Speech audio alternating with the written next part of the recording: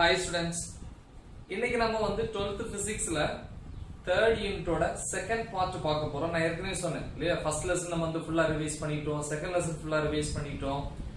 அதே மாதிரி third lessonல வந்து என்ன பண்ணிருக்கேன்னா இந்த whole அந்த லெசனை, ஏன்னா ஒரு பெரிய லெசன் அப்படின்னு சொல்லியிருக்கோம், அதை மூணா பிரிச்சிருப்பேன். ஃபர்ஸ்ட் பார்ட்ல வந்து டிஜி டான்ஜென்ட் கேல்வனோமீட்டர் வரைக்கும் எக்ஸ்பிளைன் பண்ணிருப்பேன். ஆக்சுவலா வந்து நியூ எடிஷன்ல வந்து டிஜி டான்ஜென்ட் கேல்வனோமீட்டர் இந்த டாபிக் உள்ள வரும், அதாவது பார்ட் 2ல வரும். சோ அப்ப இதுல நான் டிஜி எக்ஸ்பிளைன் பண்ண மாட்டேன் இல்லையா, டிஜி வந்து ஆல்ரெடி நான் பார்ட் 1ல கொடுத்துட்டேன், அதுல லாஸ்ட்ல வரும். சோ அதை நீங்க பாத்துக்கோங்க.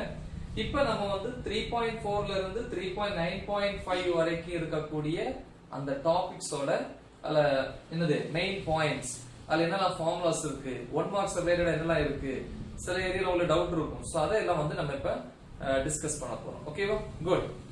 see டாபிக் பாருங்க, 3.4ல இருந்து 3.9.5 part 2. Okay, unit 3. So first என்ன இருக்கு அப்படின்னா மேக்னெட்டிக் ப்ராப்பர்ட்டிஸ். சோ நம்ம வந்து இப்ப யூஸ் பண்ணக்கூடிய எல்லா மெட்டீரியல்ஸ்மே என்ன கிடையாது, மேக்னெட்டிக் மெட்டீரியல்ஸ் கிடையாது இல்லையா.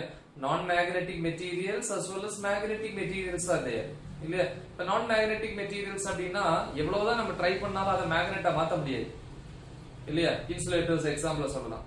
மேக்னெட்டிக் மெட்டீரியல்ஸ்னா மெட்டல்ஸ் அண்ட் அலாய்ஸ் சொல்லலாம், மேக்னெட்டா மாத்தலாம் இல்லையா. ஓகே, ஆனா இதெல்லாம் மேக்னெட்டிக் மெட்டீரியல்ஸும் ஒரே மாதிரியான குவாலிட்டியில இருக்குமா? கண்டிப்பா இருக்கு. சோ அதுக்கு ஒவ்வொரு கேரக்டரும் வித்தியாசமா இருக்கும். சோ அப்ப என்னெல்லாம் கேரக்டர் பாராமீட்டர்ஸ் இருக்கு, இத பேஸ் பண்ணி தான் அந்த மேக்னெட்டிக் மெட்டீரியல்ஸோட குவாலிட்டி வந்து சேஞ்ச் ஆகும். ஓகே, இதுல வந்து ஃபர்ஸ்ட் ப்ராப்பர்ட்டி என்னது, magnetising field. Magnetising field that is denoted by a letter H. It is a vector quantity, so H vector அப்படினு போட்டுக்கலாம். மேக்னடைசிங் ஃபீல்ட்ங்கிறது வேற ஒண்ணும் கிடையாது, மேக்னெட்டிக் ஃபீல்ட் தான். அதாவது இத பாருங்க, இது ஒரு magnetic field, uniform magnetic field வெச்சுப்போமா. இதுல வந்து ஒரு magnetic material metals or alloys வந்து நான் அந்த இடத்துல பிளேஸ் பண்ண அப்படினா இந்த மேக்னெட்டிக் ஃபீல்டோட இன்டியூஸ்னால, தூண்டுதலினால இந்த சாம்பிள் ஐ மீன் இந்த மெட்டீரியல் எதா மாறும், மேக்னெட்டா மாறும். அப்படி மாத்திருச்சு அப்படின்னா இந்த மேக்னெட்டிக் ஃபீல்ட என்னன்னு சொல்லுவோம் அப்படின்னா மேக்னடைசிங் ஃபீல்ட் அப்படின்னு சொல்லுவோம். அப்ப magnetising field is the magnetic field, that is nothing but what, magnetic field. But another work என்ன, magnetize the sample or magnetize the magnetic material, right? Good. Then magnetic permeability. Magnetic permeability அப்படின்னா அது வேற ஒண்ணும் கிடையாது, ஒரு material வந்து தன் வழியே மேக்னெட்டிக் ஃபீல்ட் லைன்ஸ் வந்து அலோ பண்ணக்கூடிய கெபாசிட்டி இல்லையா. Capacity to allow magnetic field lines pass through it. அந்த மெட்டீரியல் வழியா மேக்னெட்டிக் ஃபீல்ட் லைன்ஸ் வந்து டிராவல் பண்ண அலோ பண்ணக்கூடிய அந்த கெபாசிட்டிக்கு பேரு தான் மேக்னெட்டிக் பெர்மியபிலிட்டி. தென் இதுல இன்னொரு டேர்ம் இருக்கும், ரிலேட்டிவ் பெர்மியபிலிட்டி. ஃபார்ம் என்ன, மியூ என்னது ஃபார்முலா படிச்சிருப்பீங்க, mu is equal to mu naught mu r. இதுல வந்து mu r is equal to mu by mu naught. mu என்னது, permeability in medium, இது permeability in free space.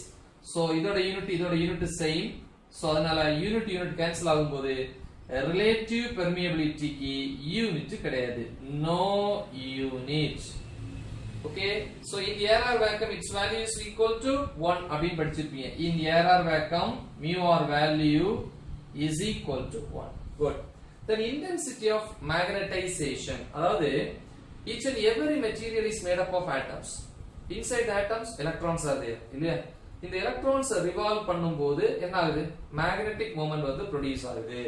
Okay, so from this intensity of magnetization is equal to, அப்போ ஒரு electron revolve ஆகும்போது produce ஆகக்கூடியது magnetic moment. அப்படி பார்த்தனா எவ்வளவோ electrons இருக்கு, அப்போ ஒவ்வொரு எலக்ட்ரானால இண்டிவிஜுவலா ப்ரொடியூஸ் ஆகக்கூடிய மேக்னெட்டிக் மொமெண்டோட டோட்டல், அதுக்கு பேர் தான் நெட் மேக்னெட்டிக் மொமெண்ட்.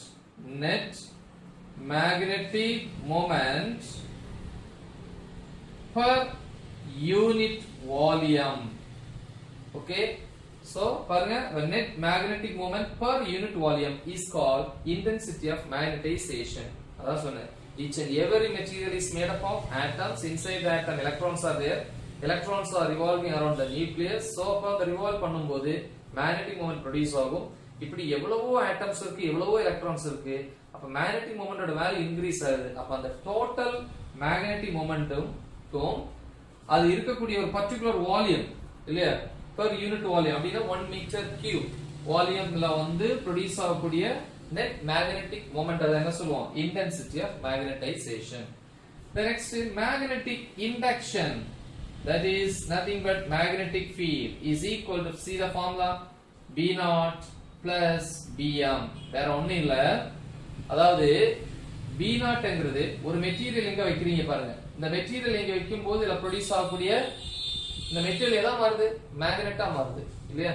அப்ப magnetic induction or total magnetic field என்கிறது இந்த மேக்னடைசிங் ஃபீல்டால இந்த வேக்கம்ல ப்ரொடியூஸ் ஆன இல்லையா வேக்கம்ல ப்ரொடியூஸ் ஆன மேக்னெட்டிக் ஃபீல்ட் இருக்கும், தென் அந்த மெட்டீரியல்ல இன்டியூஸ் ஆன மேக்னெட்டிக் ஃபீல்டுக்கும் உள்ள டோட்டல் தான் அடிஷன் தான் என்னது மேக்னெட்டிக் இண்டக்ஷன். அப்ப magnetic field produced in the vacuum by the magnetizing field plus magnetic field induced where inside that material by the magnetizing field. இந்த ரெண்டு ஆட் பண்ணா total magnetic field கிடைக்கும். Okay, then the unit is what? Tesla. நமக்கு தெரியும் unit இல்லையா magnetic field வந்து Tesla அப்படி சொல்லுவாங்க இல்ல Weber per meter square. The magnetic susceptibility, that is denoted by letter like this Im, is equal to இந்த மாதிரி ஃபார்முலா யூஸ் பண்ணுவோம். அப்ப m அப்படினா என்னது intensity of magnetization க்கும் h என்ன magnetizing field க்கும் உள்ள ரேஷியோ. ஓகே, இந்த மாதிரி போட்டீங்கன்னா magnitude. ஓகே, சோ அதான் வந்து magnetic susceptibility. Then classification or properties of magnetic materials. Magnetic materials மூணு வகை பிரிப்போம்னு சொன்னோம், dia, para, then ferromagnetic materials. ferro இல்லையா. சோ இத பேஸ் பண்ணி எக்ஸ்பிளைன் பண்ணிருப்பாங்க. diamagnetic materials அப்படினா magnetic susceptibility value வந்து நெகட்டிவ், paraனா magnetic susceptibility value positive, ferrona பாசிட்டிவ்ல ஹை. இந்த ப்ராப்பர்ட்டிஸ் உங்களுக்கு தனி வீடியோ போட்டுருக்கேன், இதுக்கு தனி வீடியோ போட்டுருக்கேன். சோ அந்த வீடியோவை தெளிவா பாருங்க. ஓகேவா. சோ இன்னொன்னு என்ன அப்படினா இந்த மூணுல வந்து எது வந்து வேகமா மேக்னெட்டிக் பவரை வந்து அப்சர்வ் பண்ணும் அப்படின்னு பாத்தீங்கன்னா ஃபெரோ. ஏன்னா ஒரு ஃபெரோ மேக்னெட்டிக் மெட்டீரியலை மேக்னெட்டிக் ஃபீல்ட்ல வச்சேன் அப்படின்னா அது என்ன பண்ணும், அந்த மேக்னெட்டிக் ஃபீல்ட்ல வந்து என்ன பண்ணும் ஸ்ட்ராங்லி அட்ராக்ட் பண்ணும். ஓகேவா, குட். சோ எக்ஸாம்பிள் நிறைய சொல்லலாம். அதே மாதிரி பேரா அப்படின்னா அட்ராக்டட் தான், பட் அந்த அளவுக்கு ஸ்ட்ராங் அட்ராக்ட் பண்ணாது. ஆனா டயாமேக்னெட்டிக் மெட்டீரியல், இப்போ இந்த மாதிரி மேக்னெட்டிக் ஃபீல்ட் இருக்கிற இடத்துல ஒரு டயாமேக்னெட்டிக் மெட்டீரியலை வச்சேன் அப்படின்னா இந்த மேக்னெட்டிக் ஃபீல்ட் எப்படி போகுமா, இதை விட்டு இப்படி விலகி போகுமா, இந்த மாதிரி போகும். சோ அப்படின்னா அது வந்து மேக்னெட்டிக் ஃபீல்ட் என்ன பண்ணல, அப்சர்வ் பண்ணல. சோ இப்படி நிறைய விஷயங்கள் எல்லாம் கொடுத்திருப்பாங்க. ஓகே, நெக்ஸ்ட் அந்த வீடியோ கொடுத்திருக்கேன், அதை பாத்துக்கோங்க. ஹிஸ்டரிசிஸ். ஹிஸ்டரிசிஸ் அப்படின்னா என்ன, ஹிஸ்டரிசிஸ்ங்கிறது இதுங்கிறது மேக்னடைசிங் ஃபீல்ட், இந்த மெட்டீரியல்ல ப்ரொடியூஸ் ஆகக்கூடிய magnetic field or magnetic induction or magnetic field lags behind the magnetizing field H vector. அதாவது இது மேக்னடைசிங் ஃபீல்ட், இந்த இடத்துல ஒரு மெட்டீரியலை பிளேஸ் பண்ணியிருக்கேன்.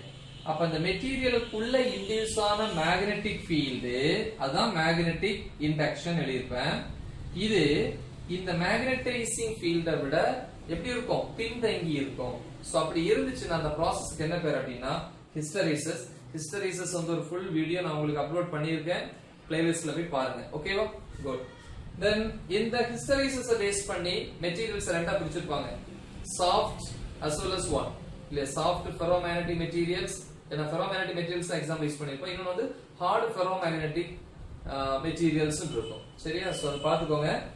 The next magnetic effects of electric current. Magnetic effects of electric current first explain பண்ணது வந்து Hans Christian Whistad in the year 1820. அவர் என்ன சொன்னாரு, ஏற்கனவே ஃபர்ஸ்ட் பார்ட்ல சொல்லிருப்பார். ஒரு கரண்ட் கேரிங் கண்டக்டர், அதுக்கு பக்கத்துல வந்து ஒரு நீடில கொண்டு வந்தேன் அப்படின்னா, காம்பஸ் நீடில் கொண்டு வந்தா நீடில் என்ன ஆகும், டிஃப்ளெக்ட் ஆகும். அப்படின்னு என்ன அர்த்தம், கரண்ட் கேரிங் கண்டக்டரை சுத்தி என்ன இருக்கு, மேக்னெட்டிக் ஃபீல்ட் இருக்கு, மேக்னெட்டிக் ஃபீல்ட் ப்ரொடியூஸ் ஆகுது, அதனாலதான் வந்து நீடில் வந்து டிஃப்ளெக்ட் ஆகுது அப்படிங்கறத சொல்றாரு. அதான் magnetic effect of electric current. அப்படின்னா என்னது, by allowing the electric current we can produce what, the magnetic field around it. Clear? Okay, So the next right hand thumb rule. So இது வந்து ஒரு wire, இதுல current flow ஆகுது இல்லையா? So இது current. இப்போ நான் என்ன பண்றேன் அப்படினா இந்த current flow கூடிய காயில வந்து கையில பிடிச்சிருக்கேன் ரைட் ஹேண்ட்ல. இப்போ இது என்னது extended thumb. இது எதை குறிக்குது? Extended thumb indicates the direction of current. Right? Then see the fingers are what? Encircling அப்படினா சுத்தி இருக்கக்கூடிய இந்த fingers எதை குறிக்கும் அப்படினா இத சுத்தி இருக்கக்கூடிய magnetic field ஓட டைரக்ஷனை குறிக்கும். ஓகேவா? அப்போ ரைட் ஹேண்ட்ல வந்து ஒரு கரண்ட் கேரி ஆகக்கூடிய லாங் ஸ்ட்ரைட் வயரை கையில வச்சோம் அப்படினா அந்த எக்ஸ்டெண்டட் தம் நீட்டப்பட்ட என்னது பெருவிரல் சொல்லுவோம் இல்லையா? சோ இது எதோட டைரக்ஷனை குறிக்கும் அப்படினா கரண்டோட டைரக்ஷனையும் the next இந்த விரலோட டைரக்ஷன்ஸ் மத்த விரல்ஸ் எல்லாம் ரொட்டேட் பண்ணி வச்சிருக்கீங்க இல்லையா? இது வந்து magnetic field ஓட டைரக்ஷனையும் குறிக்கும். சோ அதான் வந்து ரைட் ஹேண்ட் தம் ரூல். தென் பயோட் சாவர்ட்ல வந்து நிறைய பார்த்திருக்கோம். இல்ல ஒவ்வொன்றுக்கும் தனித்தனி வீடியோ இருக்கும் பார்த்துக்கோங்க. பயோட் சாவர்ட்ல அவங்க என்ன சொல்லிருப்பாங்க? கரண்ட் கேரிங் கண்டக்டர் இந்த மாதிரி ஒரு கண்டக்டர் அதுல கரண்ட் ஃப்ளோ ஆகும்போது ஸ்பேஸ்ல வெளியே ஒரு point that point is denoted by letter P அந்த பாயிண்ட்ல என்ன ப்ரொடியூஸ் ஆகும்? மேக்னெட்டிக் ஃபீல்ட் வந்து ப்ரொடியூஸ் ஆகும் அப்படினு சொல்லிருப்பாரு பயோட் அண்ட் சாவர்ட் ரெண்டு சயின்டிஸ்ட். ஓகே சோ அங்க அத பேஸ் பண்ணி ஃபார்முலா இருக்கு dB is equal to mu naught by 4 pi into ideal sin theta by r square ஸ்கேலார்ல இருக்கு. Okay good. So the next இது வந்து அந்த கரண்ட் கேரிங் கண்டக்டர்ல ஒரு சின்ன போர்ஷன் ஐ மீன் dl அந்த ஸ்மாலஸ்ட் போர்ஷனால p ங்கற பாயிண்ட்ல ப்ரொடியூஸ் ஆகக்கூடிய மேக்னெட்டிக் ஃபீல்ட் தான் dB. என்டையர்ல இருந்து வரும்போது b. அப்ப dB ல இருந்து b எப்படி எடுப்பீங்க? இன்டகிரேட் பண்ணி கொண்டு வருவீங்க. The next magnetic field due to current carrying long straight wire இல்லையா? படிச்சிருக்கோம் அந்த மாதிரி long straight wireல கரண்ட் ஃப்ளோ ஆகும்போது இந்த p ங்கற பாயிண்ட் the a டிஸ்டன்ஸ்ல இருக்கும். இது ஒரு வீடியோ தனியா போட்டுருக்கேன். சோ இந்த பாயிண்ட்ல ப்ரொடியூஸ் ஆகக்கூடிய டோட்டல் மேக்னெட்டிக் ஃபீல்ட் என்ன formula? b is equal to mu naught I by 2 pi a into n cap. I ங்கறதுல ஃப்ளோ ஆகக்கூடிய கரண்ட், mu naught ங்கறது வந்து permeability in free space 4 pi into 10 power minus 7. then a ங்கறது வந்து இந்த distance. So இந்த value தெரிஞ்சு அப்படினா மேக்னெட்டிக் ஃபீல்ட கால்குலேட் பண்ணலாம். n cap is the unit vector, its value 1. சரியா? சோ இது செப்பரேட் வீடியோ போட்டுருக்க. ரெண்டு வீடியோ இருக்கும், ஓல்ட் எடிஷன் இருக்கும், நியூ எடிஷன் இருக்கும். சோ அத பாத்துக்கோங்க. the magnetic field due to a current carrying circular coil. அப்ப இதுவும் ஏதோட அப்ளிகேஷன் பயோட் சாவர்ட்லோட அப்ளிகேஷன் இந்த ஃபார்முலா இங்க யூஸ் பண்ணனும். அதே மாதிரி இதுவும் ஏதோட அப்ளிகேஷன் பயோட் சாவர்ட்லோட application circular coil. So this is the formula. ஓகேவா? சோ இந்த மாதிரி சர்க்குலர் காயில் இருக்கும். அதோட axis this is the radius. இதோட ஆக்சிஸ்ல ஒரு point that point is p. இது ரெண்டு ஸ்மாலஸ்ட் போர்ஷன் dl இந்த பக்கம் dl. எனக்கு பயோட் சாவர்ட்ல யூஸ் பண்ணனும் அப்படினா எனக்கு என்ன வேணும்? ஸ்மாலஸ்ட் போர்ஷன்ல ஃப்ளோ ஆகக்கூடிய கரண்ட்னால p ங்கற பாயிண்ட்ல ப்ரொடியூஸ் ஆகக்கூடிய மேக்னெட்டிக் ஃபீல்ட். ஓகேவா? சோ அதேக்காக தான் என்ன பண்றீங்க? ஸ்மாலஸ்ட் போர்ஷன் அப்ப இதுல இருந்து இங்க ப்ரொடியூஸ் ஆகக்கூடிய மேக்னெட்டிக் ஃபீல்டும் இங்க இருந்து ப்ரொடியூஸ் ஆகக்கூடிய மேக்னெட்டிக் ஃபீல்டும் same magnetic field that is dB அப்படி படிச்சிருப்போம். சோ இந்த டிஸ்டன்ஸ் தான் z. அப்ப z distance that is axis இல்லையா? z distanceல p ங்கற பாயிண்ட்ல ப்ரொடியூஸ் ஆகக்கூடிய மேக்னெட்டிக் ஃபீல்ட் இது டோட்டல் மேக்னெட்டிக் ஃபீல்ட் இல்லையா? இதுல ஃப்ளோ ஆகக்கூடிய கரண்ட் என்னது? I. அப்படினா the whole circleால ப்ரொடியூஸ் ஆகக்கூடிய இல்லையா? p ங்கற பாயிண்ட்ல ப்ரொடியூஸ் ஆகக்கூடிய மேக்னெட்டிக் ஃபீல்ட் இதா இருக்கு. இது ஸ்மாலஸ்ட் போர்ஷனால ப்ரொடியூஸ் ஆகக்கூடிய மேக்னெட்டிக் ஃபீல்ட் இதா இருக்கு. இது ஹோல் கண்டக்டரால ப்ரொடியூஸ் ஆகக்கூடிய மேக்னெட்டிக் ஃபீல்ட் b வெக்டர். ஓகேவா? இந்த டைரக்ஷன் எல்லாம் நான் உங்களுக்கு சொல்லி கொடுத்திருப்பேன். சோ அது வந்து பாத்துக்கோங்க, அந்த வீடியோல பாருங்க.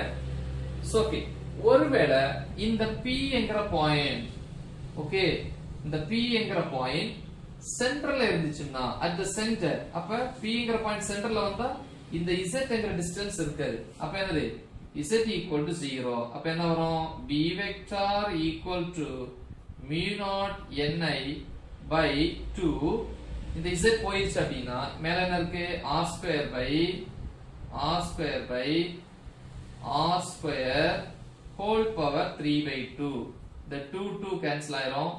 ஒரு ஸ்கொயர் r square cancel ஆயிரும். மீதி என்ன வரும்? mu naught ni by 2r unit vector k. So இப்படி முடியும். ஓகேவா? சோ நான் இந்த வீடியோல வந்து ஸ்மால் n யூஸ் பண்ணிருப்பேன். உங்க டெக்ஸ்ட் புக்ல வந்து கேபிட்டல் n யூஸ் பண்ணிருக்காங்க more number of times. So அதனால நீங்க கேபிட்டல் n யூஸ் பண்ணுங்க. then current loop as a magnetic dipole. ஏற்கனவே சொல்லிருக்கேன். current flow அப்படி காயில சுத்தி என்ன இருக்கும்? magnetic field இருக்கும். அப்ப magnetic field இருக்குன்னா என்ன அர்த்தம்? current flow of a coil act as a or behaves like a magnet. அப்ப அதுக்கு என்ன இருக்கு? north pole south pole இல்லையா? அப்ப current loopனா circular path. Current flow of a circular path act as a bar magnet. Bar magnet என்ன? that is simply we can say magnetic dipole. So the magnetic dipole moment is equal to the product of current and area IA. அப்ப இந்த unit எழுதலாம். current க்கு unit ampere, ஏரியாவுக்கு metre square. The next magnetic dipole moment of revolving electrons. So electrons வந்து nucleus வந்து revolve பண்ணி வரும்போது by the friction ஆல ஒரு current வந்து அங்க produce ஆகும். So அதே மாதிரி magnetic dipole moment, magnetic momentum வந்து create ஆகும் அப்படினு சொல்லி இங்க சொல்லியிருப்பேன். See the formula mu L is equal to IA, magnetic moment produced by the revolving electron. So இதுல வந்து ரெண்டு வேல்யூ கொடுத்திருப்பாங்க, constant values. ஒன்னு வந்து gyromagnetic ratio value, gyro 8.8 into 10 power 10 coulomb kilogram power minus 1. At last வந்து Bohr magnetron value னு ஒரு value இருக்கும். சோ அது முக்கியமான வேல்யூ 1 மார்க்ல கேட்பான். 9.27 into 10 power minus 24 ampere meter power minus 2. So அது ஒரு முக்கியமான வேல்யூ பார்த்துச்சுக்கோங்க. இது gyromagnetic ratio வேல்யூ, இது Bohr magnetron. அது gyromagnetic E by 2m, okay, is equal to or mu L by L. So இந்த வீடியோ போட்டுருக்கேன், பார்த்துக்கோங்க. Then ambient circuit law. இல்ல ambient circuit law எங்க யூஸ் பண்ணுவோம்? only in the closed path. current flow கூடிய closed pathல. So அப்ப closed pathல current flow ஆகும்போது produce ஆகக்கூடிய magnetic field calculate பண்றதுக்கு தான் ambient circuit law. ஃபார்முலா இருக்கும், closed line integral B vector dot dl vector is equal to mu naught times the net current enclosed in the surface. So இதான் the statement 2 மார்க்ல கேட்போம். Then magnetic field due to current carrying straight wire. So இது ambient circuit law ஓட application. பாருங்க, இந்த question ஒரே மாதிரி இருக்கு, confuse ஆயிர கூடாது. இது Biot-Savart law ஓட application. So இது வந்து ambient circuit law ஓட application. ஒருவேளை 5 மார்க்ல கேட்கும்போது ambient circuit law என்கிறத மென்ஷன் பண்ணாம சிம்பிளா கேட்டாங்க அப்படினா ஃபர்ஸ்ட் ப்ரிஃபரன்ஸ் இந்த क्वेश्चनக்கு தான் நீங்க கொடுக்கணும். ஓகேவா? சோ இதுக்கும் அதே மாதிரி ஃபார்முலா தான். the same B vector is equal to இங்க இருக்கும் current carrying conductor, அத சுத்தி ப்ரொடியூஸ் ஆகக்கூடிய magnetic field. சோ இது வந்து radius. so B vector is equal to the same formula mu naught I by இங்க 2 pi a ன்ற இருக்கும் distance, இங்க r radius r, n cap the same n cap. Then magnetic field due to current carrying solenoid. solenoid அப்படினா என்ன? வரிச்சுருள். வரி வரியா சுத்தி வச்சிருக்கக்கூடிய சுருள் அப்படினு சொல்லுவாங்க. A long wound helical coil is called solenoid. wire lengthiயா இருக்கும் but helical spiral shapeல சுத்தி வச்சிருந்ததுக்கு பேர் என்னது? solenoid. So magnetic field due to current carrying solenoid, அதாவது current flow கூடிய solenoidனால produce ஆகக்கூடிய magnetic field. So அது ஒரு முக்கியமான question but simple, வீடியோ போட்டுருக்கு, அதையும் பார்த்துக்கோங்க. ஃபார்முலா என்ன? B is equal to mu naught Ni. Okay, so என்னங்கிறது number of turns, I ங்கிறது flow of the current, mu naught ங்கிறது permeability in free space. What's the value? 4 pi into 10 power minus 7 Henry meter inverse. Then toroid. toroid ங்கிறது வந்து வேற ஒண்ணும் இல்ல, அதுவும் like a solenoid தான். But solenoid இந்த மாதிரி இருக்குன்னு வெச்சுங்களேன், இது இந்த மாதிரி solenoid இருக்கும். இதான் solenoid. லென்த்தியா இருக்கும் but spiral shapeல சுத்தி இருப்பாங்க. A long wound helical coil, helix spiral, okay, is called what? solenoid. இதோட ரெண்டு எண்டையும் ஜாயின் பண்ணும்போது எப்படி வரும்? இந்த ரெண்டு எண்டையும் இப்படி ஜாயின் பண்ணிக்கணும். அப்போ வந்து ஜாயின் பண்ணி சர்க்கிள் ஃபார்ம்ல இந்த மாதிரி, இதுக்கு பேர் தான் வந்து toroid. Okay, so அப்ப two ends of what? solenoid join பண்ணிருக்கேன், இது அப்படியே பெண்ட் பண்ணிருக்கேன். Okay, two ends of what? solenoid join to form a closed ring shapes. Okay, so that is what? toroid. Okay, அப்ப toroid ஆல வந்து produce ஆகக்கூடிய magnetic field எங்கெல்லாம்? inside, அதாவது இங்க சொல்லலாம் mid point சொல்லலாம், அதே மாதிரி இங்க inside, then outside. so இப்படி மூணு கேஸ் டிஸ்கஸ் பண்ணியிருக்கோம். so அது ஒரு முக்கியமான क्वेश्चन தான். so அதையும் நல்லா தரவு பண்ணுங்க.